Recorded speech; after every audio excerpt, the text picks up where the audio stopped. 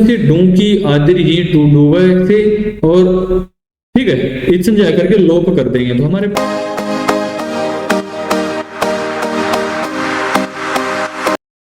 ओम नमस्ते जी। आज का हमारा विषय कृदंत प्रकरण में कर्मण्यन नियम से प्रारंभ होगा। इससे पूर्व हमने अनेकों नियमों के बारे में, उन नियमों में प्रयुक्त प्रत्ययों के बारे में और उन प्रत्ययों से निर्मित शब्दों के बारे में विस्तार से आपके साथ चर्चा की, जिसमें कि हमने उन शब्दों में कौन कौन से आगम हुए हैं, कौन कहाँ से आगम हुए हैं, कहाँ से आदेश हुए हैं, किन किन नियमों से हुए हैं, इन चीजों के बारे में विस्तार से आपके साथ चर्चा की है पिछली कक्षाओं में। आज हम अपने विषय को कहां से प्रारंभ कर रहे हैं? कर्मण्यन से। अब कर्मण्यन क्या कह रहा है? कर्म उपपद रहते धातु से अण प्रत्यय होता है। कौन सा प्रत्यय होता है? अण प्रत्यय होता है। इससे पूर्व कौन सा प्रत्यय था पिछली कक्षा में? हाँ, वुन प्रत्यय था, है ना। तो यहां पर कौन सा प्रत्यय हो रहा है? अण प्रत्यय हो रहा है। किस नियम से? कर्मण्यन नियम से। अब अण प्रत्यय हो रहा है तो कुंभम करोति इति कुंभकार है, अर्थात कुंभकार हमारा शब्द है, इसको सिद्ध करना है। कुंभकार में कौन कौन से उपपद आए हैं या प्रत्यय आए हैं, क्या क्या आया है, इसके बारे में चर्चा रहेगी। अब धातु हमारी क्या है? डुक्रिय करनी। डुक्रिय करने का क्या शेष रहेगा? डू या क्री या यहां शेष रहेगा क्री। ठीक है, यह की हलंत्यम से डूंकी आदि ही डूडूवे से और ठीक है इच्छन जा करके लोप कर देंगे तो हमारे पास क्या शेष रहा? क्री प्लस अण भुआदेव धातु से धातु संज्ञा करेंगे कर्म उपपद होने पर। अब कर्म उपपद क्या है? कुंभ प्लस अम। अब जब कुंभ प्लस अम कर्म उपपद रहेगा तो कर्मण्यन से क्या होगा? अण प्रत्यय। अण प्रत्यय होने के बाद कृद तिंग से जो कृदंत प्रकरण हम पढ़ रहे हैं, जो चल रहा है, जो कृदंत प्रत्यय हम लगा रहे हैं अण प्रत्यय आदि, तो कृत संज्ञा करेंगे किस नियम से? कृद तिंग से। और आर धातु संज्ञा करेंगे आर धातुकम शेष से। तो जब ये सभी कार्य हो जाएंगे तो क्री के बाद अकार आ रहा, हरि के बाद, तो यहाँ पर वृद्धि की प्राप्ति हो रही है। तो वृद्धि किस नियम से होगा? अचो यणिति नियम से वृद्धि हो जाएगी। और वृद्धि के साथ साथ उन रप्रह भी आ जाएगा। जब री को वृद्धि या गुण होगा तो उन रप्रह स्वाभाविक है आएगा। ठीक है, तो रपर भाव हो जाएगा तो क्री का क्या बन गया? क्री का बन गया कार। कुंभ प्लस अम प्लस कार प्लस अण। अब अण का हमारे पास अशेष रहेगा। अणकार की हम हलंत्यम से संज्ञा करके तस्य लोप से लोप कर देंगे। एक नियम आता है उपपद समाज में, उपपद मतिंग। उपपद मतिंग नियम से उपपद समास हो जाएगा। अब जब उपपद समास होगा तो कुंभ प्लस अम प्लस कार, फिर तद्धित समासास्त्र से प्रातिपदिक संज्ञा कर देंगे और इन सबको मिला देंगे। सुपो धातु प्रातिपदिक नियम से सुपों का लोक कर देंगे। अब कुंभ प्लस अम प्लस कार में सुप क्या है? यदि आपने सुप प्रत्यय याद किए हैं तो आपको समझ में आ जाएगा। हाँ, आपने सही कहा, अम प्रत्यय सुप है। तु औजस अम अर्थात द्वितीया का एक वचन है। तो सुपो धातु प्रातिपदिक नियम से सुपों का लोप हो जाएगा, क्योंकि उपपद मतिंग नियम से उपपद समास किया है तभी सुपों का लोप हुआ है, नहीं तो नहीं होता। और इनको मिला देंगे तो हमारे पास क्या बना? कुंभ प्लस कार, और स्वादुत्पत्ति विभक्ति कार्य कर देंगे तो क्या बन जाएगा? कुंभकार है। बन गया ना जी। ठीक इसी प्रकार जब आगे बढ़ते हैं तो एक नियम आता है हवा वामस्य। हवा वामस्य क्या कहता है कि कर्म उपपद होने पर हवीय वेय और मांग धातुओं से परे अण प्रत्यय होता है। किन धातुओं से? हवीय वेय और मांग धातुओं से अण प्रत्यय होता है। और जब अण प्रत्यय होगा तो उदाहरण क्या बनेगा हमारा? स्वर्ग हवाय, अर्थात स्वर्ग को जीतने की दृष्टि से ललकारने वाला।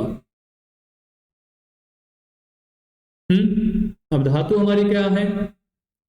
हवे स्पर्धायाम शब्दे च। अब भुआदेव धातु से जब धातु संज्ञा करेंगे कर्म उपपद होने पर तो हमारे पास क्या बनेगा? स्वर्ग अम प्लस हवे अण। धातु क्या है? हवे। शेष क्या रहती है? हवे।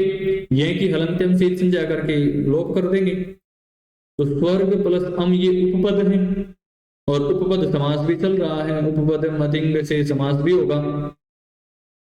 तो एक नियम आता है आदेश उपदेशी अशीति, सूत्र से एकार को आकारादेश हो जाएगा, जो हवे था उसको हवा बन जाएगा और जब हवा बनेगा और हवा वामस्त नियम से अण प्रत्यय हो जाएगा फिर तो स्वर्ग अम हवा अण हमारे पास शेष रहेगा। कृत संध्या अर्धातु संध्या आदि हम करने के पश्चात एक नियम आता है आतो युग चिण कृतो, सूत्र से युग का आगम हो जाएगा। अब क्या बना? स्वर्ग अम हवा युग अण। अब अण की हम नकार की संज्ञा कर देंगे किस नियम से? हलंत्यम से। और युग में युग का जो आगम हुआ उसमें ककार के बीच संज्ञा कर देंगे और उपदेश अजनुनासिक से उकार की कर देंगे और तस्य लोप से लोप कर देंगे तो हमारे पास क्या शेष रहा? स्वर्ग अम हवा और य और इनको मिला देंगे तो क्या बना? स्वर्ग अम हवा य। जब ये सब चीजें मिल जाएंगी तो उपपद मतिंग नियम आता है। उपपद मतिंग क्या कहता है? उपपद समास। और जब उपपद समास हो जाएगा तो प्रातिपदिक संज्ञा करके किस नियम से? कृत तद्धित समासाश्च नियम से।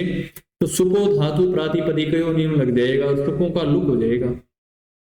अब जब सुप अम है तो अम का जब लुक होगा अर्थात लोप होगा तो स्वर्ग प्लस हवा प्लस ये हमारे पास शेष रहेगा और इनको मिला देंगे तो स्वर्ग हवाय।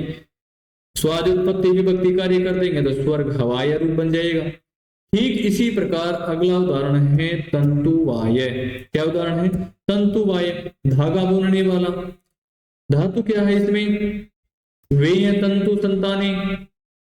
अब तंतु संताने का क्या शेष रहेगा? तंतु उपपद रहते अम शुप हो गई और वे धातु हो गई, बुआदे धातु से धातु संज्ञा हो गई। आदेश उपदेश से एकार को आकार आदेश हो गया।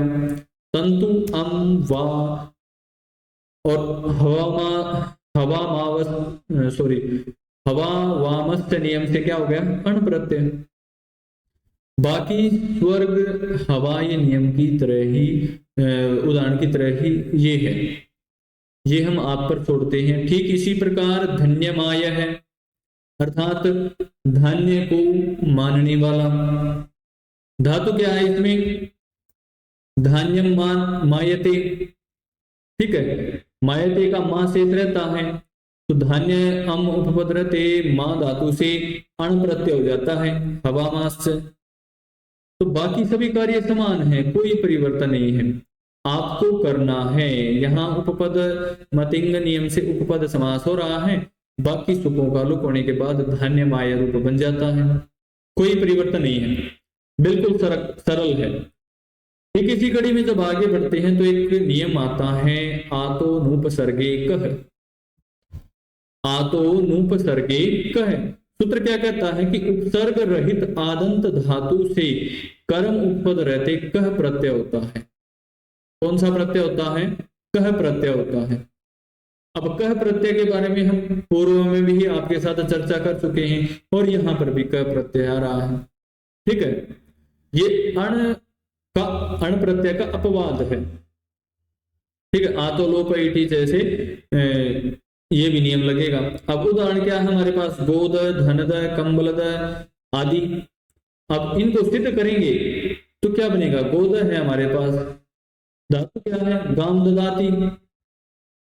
अब गाम ददाती में भुआदि धातु से धातु संज्ञा करेंगे उपसर्ग रहित आदंत धातु की तो आतो अनुपसर्ग कह नियम से कह प्रत्यय आ जाएगा। गो अमदा कृत अतिंग से कृत संज्ञा, आर धातुकम से आर धातुक संज्ञा। बाकी जो ऊपर हमने इसे देखी है ठीक उसी प्रकार ये है। लसक को तदिते से ककार की संज्ञा करके तस्य लोप से लोप कर देंगे। ठीक है, और आतो लोप इति जैसे आकार पर रहते आकार का लोप हो जाएगा, और जब लोप हो जाएगा दामे आका, तो क्या शेष रहा है? गो अम द उपपद मतिंग नियम से उपपद समास करके प्रातिपदिक संज्ञा करके हमारे पास गो द सुपो धातु प्रातिपदिक नियम से सुपों का लुप करने के बाद गो द शेष रहता है, और स्वाद उत्पत्ति विभक्ति कार्य कर देंगे तो गो द हमारा रूप सिद्ध हो जाता है। कोई कठिन नहीं है, बस थोड़ा सा ध्यान देना है। इसी प्रकार पार्षणीत्रम अर्थात पैर के मूल भाग की रक्षा करने वाला। अब धातु क्या है?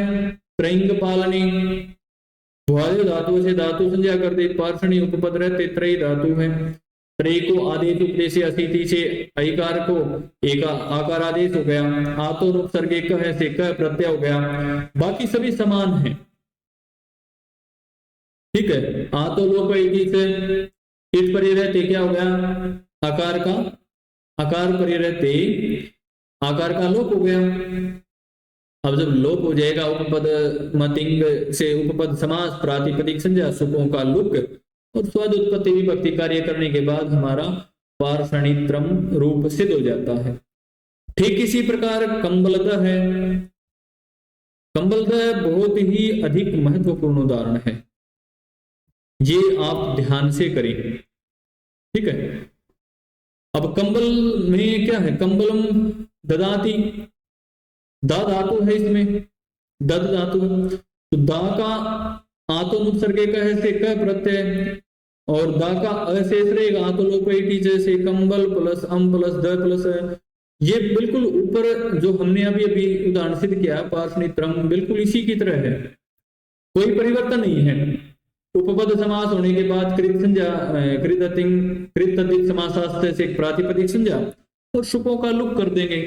जो सुपों में अम आ रहा है, कंबल प्लस अम प्लस द आ रहा है, तो अम का लोप हो जाएगा, इनको मिला देंगे तो कंबल द, और स्वाद उत्पत्ति विभक्ति कार्य कर देंगे तो विसर्ग आदि भी हो जाएंगे और कंबल द हमारा रूप सिद्ध हो जाएगा। कोई कठिन नहीं है। ठीक इसी प्रकार गोसंदाय, क्या उदाहरण है? गोसंदाय बहुत ही महत्वपूर्ण है।